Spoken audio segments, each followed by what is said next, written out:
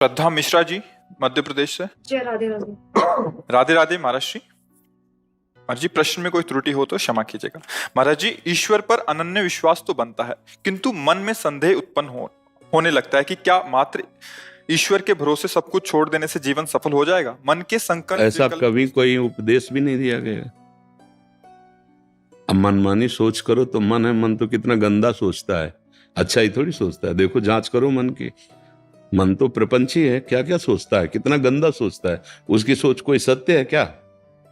कहीं भी महापुरुषों द्वारा ऐसा आदेश किया गया हो कि कायर बन के बैठ जाओ भगवान के भरोसे? ऐसा कहीं आप किसी भी ग्रंथ में, किसी भी वाणी में कि महापुरुषों की बात कह रहे हैं?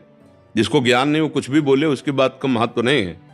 तस्मात् शास्त्रम प्रमाणन्ते कार्याकार्यो व्यवस्थितौ। शास्त्र प्रमाणित वाक्य भगवान कहते हैं मेरा स्मरण करो और अपने कर्तव्य का पालन करो। पूरे शास्त्रों का सार है कर्तव्य का पालन। आप एक पत्नी हैं, आप एक माँ हैं, आप एक बहन हैं, आप एक बेटी हैं। आपको अपने कर्तव्य का व्यवहार ठीक वैसे ही करना है जैसे आपका संबंध है, और वो कर्तव्य भगवान को समर्पित करना है, नाम जप करना है। भरोसा दृढ़ भगवान का कि भले विपत्ति है, भले दुख है, लेकिन एक दिन सुख सिंधु भगवान कृपा करेंगे, मुझे दुखों से उबारेंगे। कायरता के लिए तो कहीं आदेश नहीं किया गया। अर्जुन कह रहे मैं युद्ध नहीं करूंगा, भगवान कह रहे युद्ध कर, मां मनुष्मर युद्ध से। कब किसने उपदेश किया आपको कि आप कायर बन के बैठ जाओ? ऐसा कभी उपदेश हुआ? और जहां हो रहा हो तो समझ नहीं उसकी ठीक है। कभी ऐसा उपदेश, एक भी प्रसंग, एक भी सत्संग, इतनी सामर्थ्य नहीं आप में कि आप ऐसे बैठ जाओ। अगर बैठ जाओ तो लिख लो, जो तुम नहीं कर सकते वो हो जाएगा। कर तुम अकर तुम अन्यथा कर तुम सर्व समर्था ईश्वरा।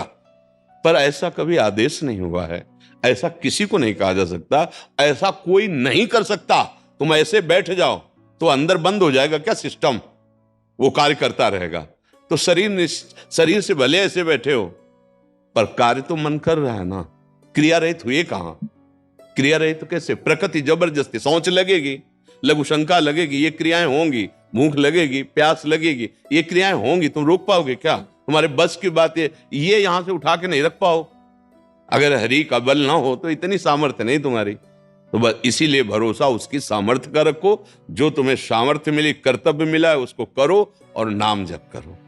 धन भरोसा, तन भरोसा, जन भरोसा, ये भरोसे लायक नहीं है।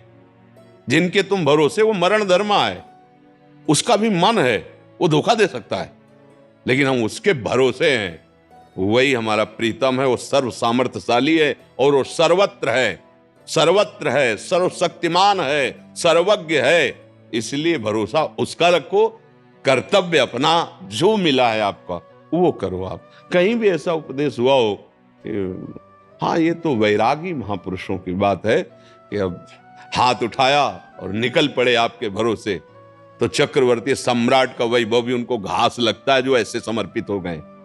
हाँ, ब्रह्मा का पद भी उनके लिए तिनके के समान है जो ऐसे हो गए भगवान के, क्योंकि भगवान का परम पद सबसे ऊंचा है, जिसे ब्रह्मा भी नमस्कार करते हैं, और वो उस परम पद का अधिकारी होता है जो ऐसे। भक्ति का आखिरी सूत्र है आत्मसमर्पण।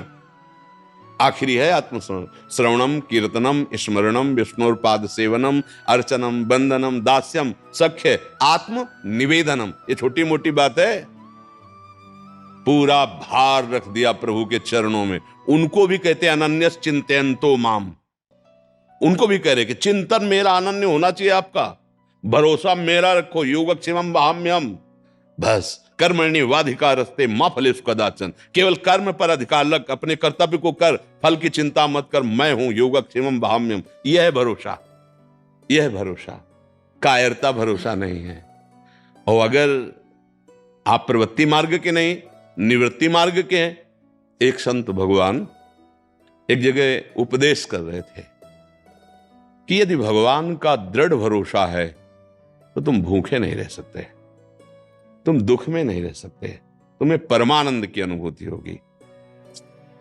तो मलुकदास जी बहुत बड़े सिद्ध संत हुए हैं। वो भी नई अवस्था के, तो बैठे थे, तो उन्होंने कहा बिना किए भगवान दे देगा।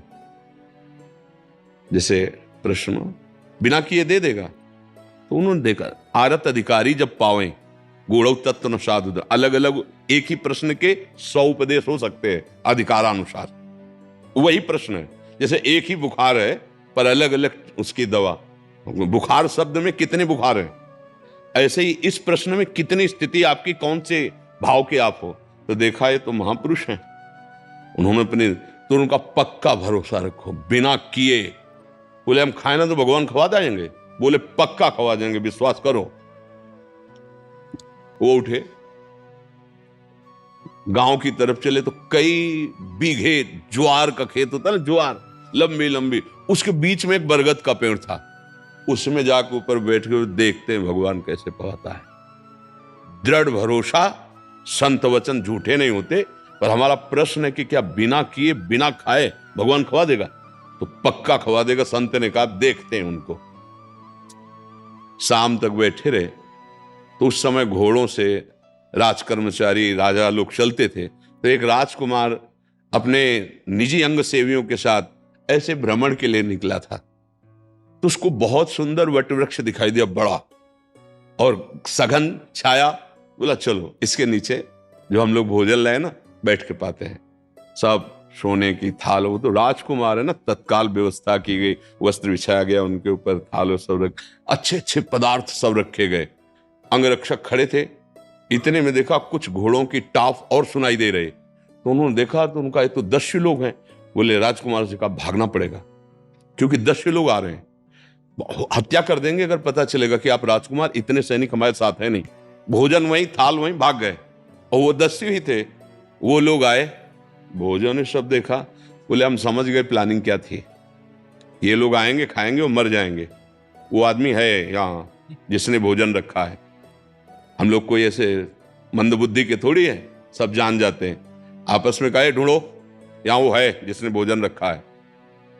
ऊपर बैठे थे मलुकदास जी। बोले उतर, नीचे उतर। बोले उतरूंगा। जबरदस्ती 2 चढ़े उतार के लाए। बोले सारा भोजन इसको पवाओ।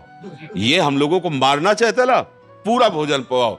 जबरदस्ती गुलाब जामुन मुंह में, सब पूरा भोजन पवा दिया। वो आनंदित हो रहे, माल गए प्रभु, माल गए। बिना किए जबरदस्ती पवा देते हो।